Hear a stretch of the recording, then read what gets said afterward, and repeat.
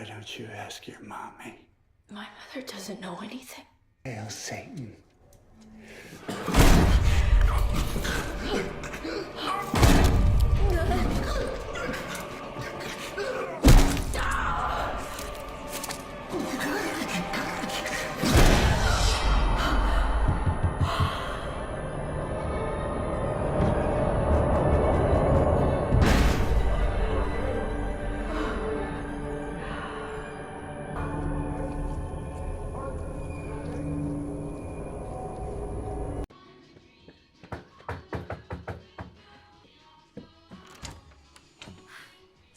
Harker, you made it. Hi there, Harker. It's really nice that you came. That's my mom. She's the accomplice. She's Cobble's accomplice. Sit down! Anna, would you like to join me in the kitchen, honey? I'm so sorry. I'll be right back. Just like I've always done.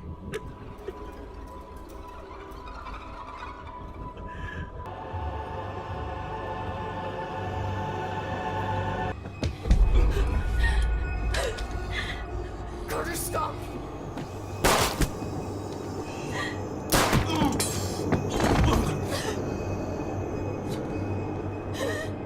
Move away from the girl. Mom, please. Don't call me!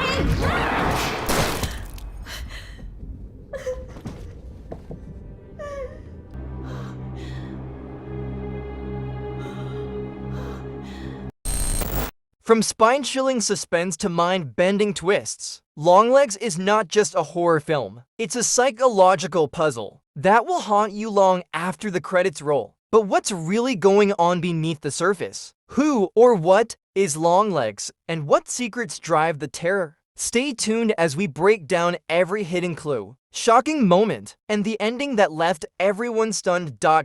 Let's dive into the twisted world of LongLegs explained by Hollywood Gens. We see a lady named Harker, an FBI agent who, along with a fellow agent, heads to a quiet neighborhood to locate an armed suspect. Unlike her partner, she isn't easy about the atmosphere. She glances at a house and confidently asserts that the suspect is inside. Her partner dismisses her assertion, thinking it too obvious, but decides to investigate the house anyway. He knocks on the door and waits a few seconds. Someone comes out and shoots him in the head. Harker is filled with panic.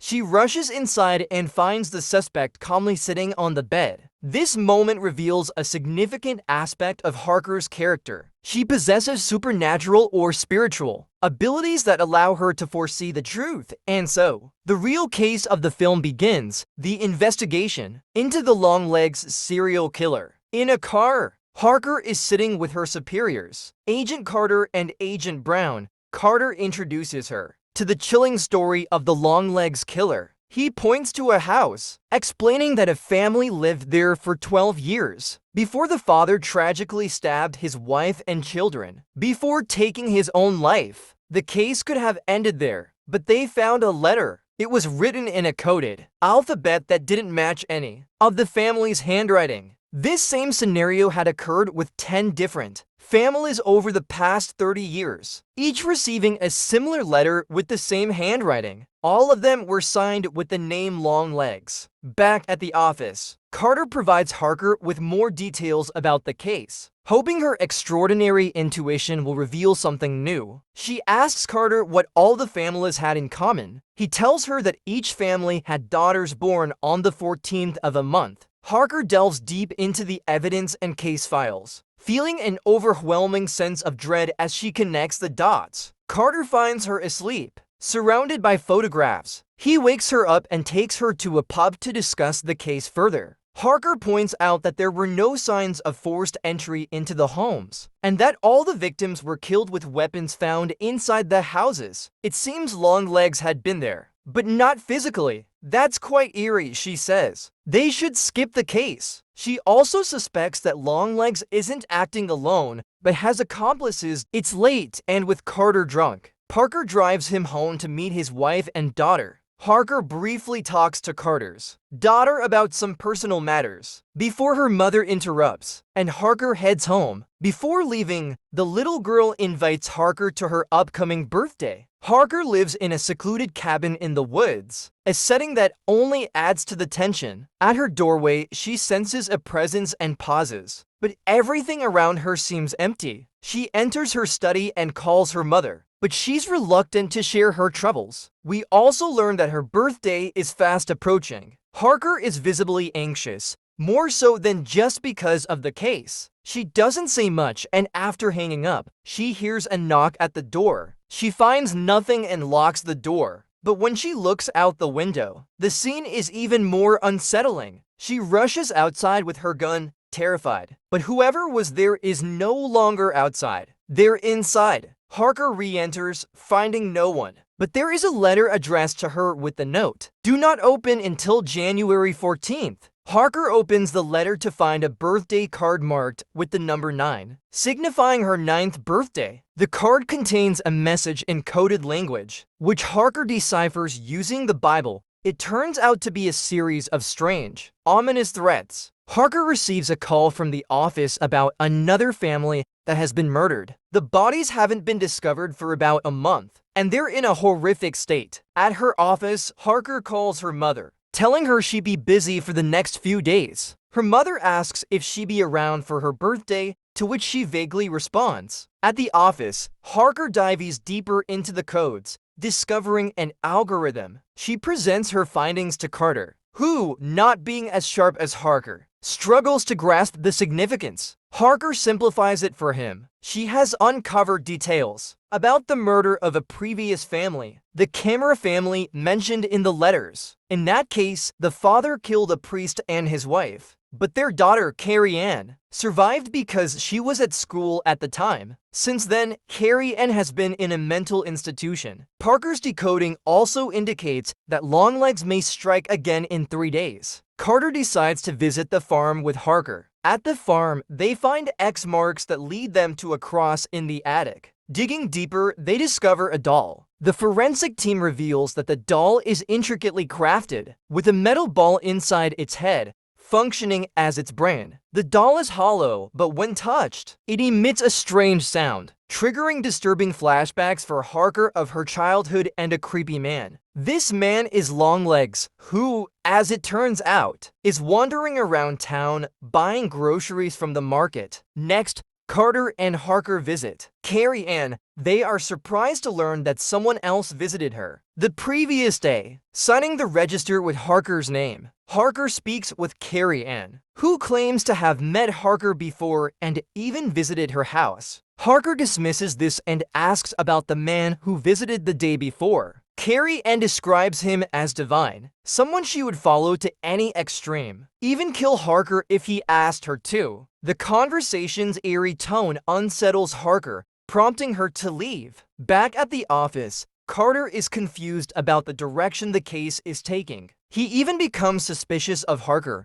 wondering how Longlegs knows her name. Harker is just as puzzled. Carter reminds her that the case only gained momentum after she became involved. He asks Harker about her mother, which makes her uncomfortable. Carter reveals that he checked into Harker's background and discovered that the day before her 9th birthday, her mother called the police about a suspicious man. He urges Harker to visit her mother to inquire about it. Harker decides to visit her mother. We finally meet her, and she doesn't seem as well as she sounded on the phone. Harker asks her mother what happened on her 9th birthday, but her mother refuses to discuss it. After some prodding, she directs Harker to some belongings in her room. There, Harker finds a photo of the man her mother reported to the police. It's Longlegs. Now that Longlegs has been identified, he's apprehended in the middle of the road and taken into custody. There, he does little more than wish Harker a happy birthday. With the Bureau's eyes now on Harker,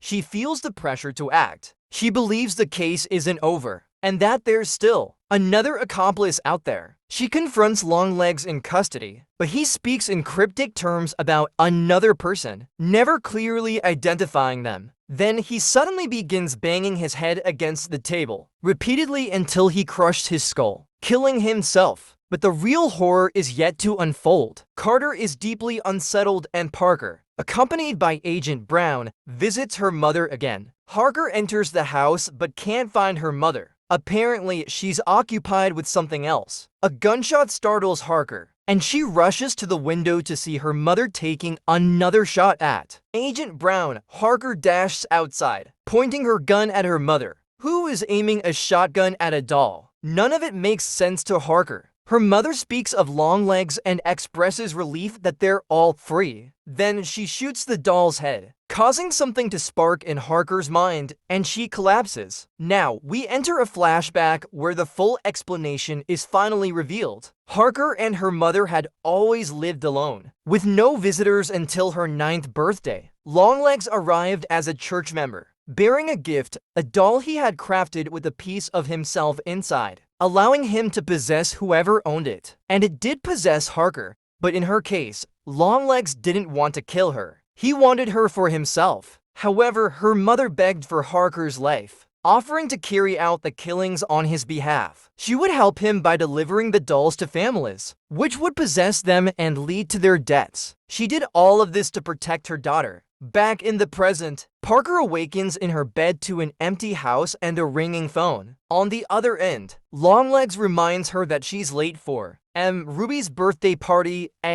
Ruby is Carter's daughter. Harker races to Carter's house. They open the door appearing fine, but in reality, they're not. Harker finds her mother there and the doll has already been delivered. They are all possessed and Harker is powerless to stop it. Eventually, Carter takes his wife into the kitchen and kills her. He returns to kill his daughter as well, but Harker shoots him. Her mother then pulls a knife from her bag and charges, forcing Harker to shoot her too. Harker is now left with the little girl, still aiming at her mother as the film concludes. So overall, Longlegs has a great story. There is no doubt about that. So here is the full explanation of LongLegs 2020 for by Hollywood Games. Hope you like this video. If you like this video, then don't forget to like, comment, share, and subscribe. Thanks for watching.